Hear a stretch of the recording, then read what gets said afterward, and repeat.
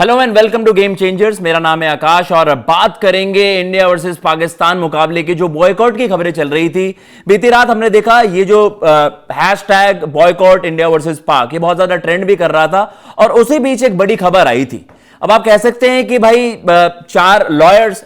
आप कह सकते हैं लॉ स्टूडेंट्स, उन्होंने इस चीज की ये मुहिम रखी कि भैया हमें एक पीआईएल दर्ज करनी है, जो कि दर्ज की भी गई और उसको लेकर यही चर्चा हुई कि भाई अब हम सुप्रीम कोर्ट के पास जाएंगे एंड इस चीज के अगेंस्ट वहां पर अपनी आवाज उठाएंगे कि भाई हम नहीं चाहते ये इंडिया पाकिस्तान मुकाबला वहां पर हो। एक पीआईएल वहां पर फाइल हुई और उसको लेकर मच अवेटेड था कि सुप्रीम कोर्ट उस पर क्या वर्डिक्ट देती है या फिर इवन उसको लिस्ट भी करती है कि नहीं। तो ये जो आप कह सकते हैं कि जो मेंशन था उसमें क्या कुछ मेंशन था वो मैं आपको बता देता हूं, जैसे कि आप ग्राफिक में देख भी सकते हैं कि भाई आप अगर जो हमने रिसेंटली देखा कि आप चाहे आप पहलगाम की बात कर लीजिए, जिस तरीके से वहां पर टेररिस्ट अटैक हुआ, उसके अलावा आप बात कर रहे हैं ऑपरेशन सिंदूर, तो उसके आफ्टरमैथ में अगर आप पाकिस्तान के साथ क्रिकेट मुकाबला खेल रहे हो तो वो एक बिल्कुल ही अलग मैसेज वहां पर भेजता है, जो कि डिग्निटी को, देश की डिग्निटी को, और आप कह सकते हैं कि ओवरऑल जो लोग इंपैक्ट हुए हैं, चाहे आप आर्मी पर्सनल्स जो हमारे हैं उनकी डिसरिस्पेक्ट करना, जो भी लाइव्स अफेक्टेड थी या जो भी हमने देखा पहलगाम में हुआ,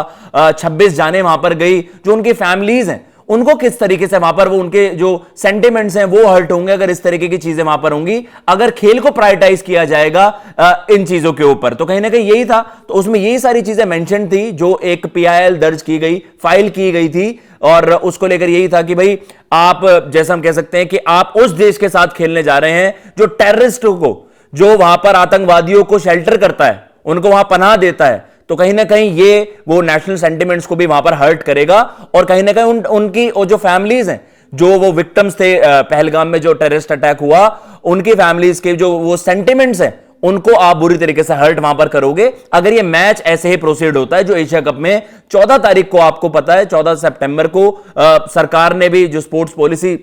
आप कह सकते हैं कि जो हमारी स्पोर्ट्स मिनिस्ट्री है वहां पर नोटिफिकेशन भी जारी कर दी थी कि भैया आप इस तरीके से जो मल्टीनेशनल इवेंट्स हैं, चाहे आप एशिया कप की बात कर लीजिए, वर्ल्ड कप की आप बात कर लीजिए, वहां पर इंडिया पाकिस्तान मैच होते रहेंगे, लेकिन जो बायलैटरल इवेंट्स हैं, बायलैटरल मुकाबले हैं, वो उस तरीके से नहीं होंगे। अब आपको वो सारे सीक्वेंस बताते हैं कि भाई जो जिस तरीके से ये वो पॉलिसी है जहां पर ये स्टेट कर दिया गया था कि भाई जो इंटरनेशनल स्पोर्टिंग इवेंट्स है और जो हमारी अप्रोच रहेगी, बायलैटरल जो भी इवेंट्स होंगे वहां पर ना इंडिया पाकिस्तान के मुकाबले होंगे, ना इंडिया पाकिस्तान जाना पड़ेगा, ना पाकिस्तान इंडिया आएगा, लेकिन जो मल्टीनेशनल मल्टीलैटरल इवेंट्स हैं वहां पर उन्होंने ये इस चीज को कंफर्मेशन मिल गई थी कि भैया जो इंटरनेशनल स्पोर्ट्स बॉडीज हैं, और आप कह सकते हैं कि जो इंडिया को आगे जाकर मुश्किलों में भी डाल सकता है कि जो हमें होस्टिंग मिलनी है, चाहे आप ओलंपिक्स की बात कर लीजिए, चाहे आप कॉमनवेल्थ गेम्स की बात कर हालीजिए, अगर होस्टिंग राइट्स हमें मिलते हैं तो भाई ये सारी अटकलें बन सकती हैं, जो उसमें एक बड़ा हॉल्ट हो सकता है कि इंडिया अगर वो राइट्स अचीव करने में वहां पर नाकामयाब होता है। लेकिन अब आपको वो सीक्वेंस दिखाते हैं कि किस तरीके से जो ये प्ली वहां पर पीआईएल वहां पर फाइल हुई थी, पिटीशन वहां पर फाइल किया गया कि आप इंडिया वर्सेस पाकिस्तान मैच को कैंसिल करिए। तो कहीं ना कहीं यही था, ये पिटीशन फाइल किया गया। 4 लॉ स्टूडेंट्स हैं, जिस आप कह सकते हैं कि इस पिटीशन को जो फाइल किया गया है वो 4 लॉ स्टूडेंट्स ने वहां पर किया, जिस ग्रुप को वहां पर लीड कर रही थी उर्वशी जैन। तो कहीं ना कहीं जस्टिसेस जेके महेश्वरी और विजय बिश्नोई जी, उन्होंने वहां पर जो अर्जेंट लिस्टिंग होनी थी, लिस्टिंग आप करते हैं, फिर आप देखते हैं कि सीक्वेंस वाइज, प्रोसेस वाइज फिर वो सारी हियरिंग वहां पर होती हैं। तो लिस्ट अगर आप कर देते हैं, अगर वो जो आपकी पीआईएल है उसे आप लिस्ट कर दें, तो उसका मतलब होता है कि उसको लेकर अकॉर्डिंगली वहां पर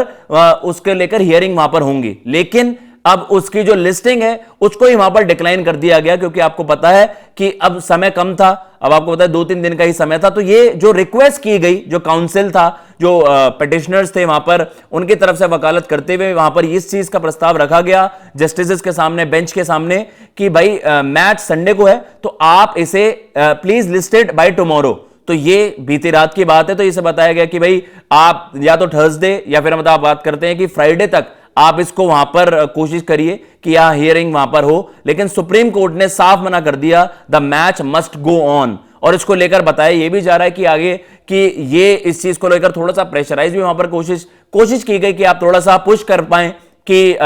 प्लीज आप ऐसा करिए, क्योंकि ये आप कह सकते हैं कि नेशनल इंटरेस्ट की बात है यहां पर, और ये ऐसी चीज है कि जो नेशनल डिग्निटी को भी बहुत ज्यादा हर्ट कर सकता है। लेकिन उन्होंने वहां पर साफ सीधी ये बात रख दी कि नहीं, समय की वहां पर कमी है। ऑब्वियसली इस चीज को लेकर हम सब भी जानते थे। जब ये आपकी प्रोसेसेस वहां पर सारी हो गई, सरकार ने फैसला ले लिया, टीम वहां पर ट्रेवल कर चुकी है, ऑलरेडी ये डिसाइडेड है, पॉलिसी आपने बना दी है, तो क्या अब ये मान लिया गया है कि नहीं, अब आपके हाथ से चीजें वहां पर चली गई थी? क्या ये फैसला लिया जा सकता था? इसमें थोड़ी सी देरी हो गई। अब आप कह सकते हैं कि देखिए जो जो रिएक्शंस है सोशल मीडिया पर, वो भी यही सजेस्ट कर रहे हैं कि काफी ज्यादा तादाद में जो लोग हैं वो इस मैच को बॉयकॉट करना चाहते हैं, क्योंकि आपको पता है कि आप जो हमारे देश के जो जवान हैं, जो अपनी जिंदगी दांव पर लगाते हैं, जिन्होंने ऑपरेशन सिंदूर को वहां पर अंजाम दिया और वहां पर भारत की जबरदस्त जीत भी हुई, तो कहीं ना कहीं यह है कि आप कहीं ना कहीं जो वो सैक्रिफाइसेस हैं उनसे ऊपर आप क्रिकेट को रख रहे हैं। तो कहीं ना कहीं लोग इस चीज से बहुत ज्यादा नाखुश हैं और बॉयकॉट कर रहे हैं इस मुकाबले को। आपका क्या टेक है इस जो सारी डेवलपमेंट्स आई हैं? कमेंट बॉक्स में जरूर मेंशन करिएगा। मैं लेता हूं इजाजत। जय हिंद, जय भारत।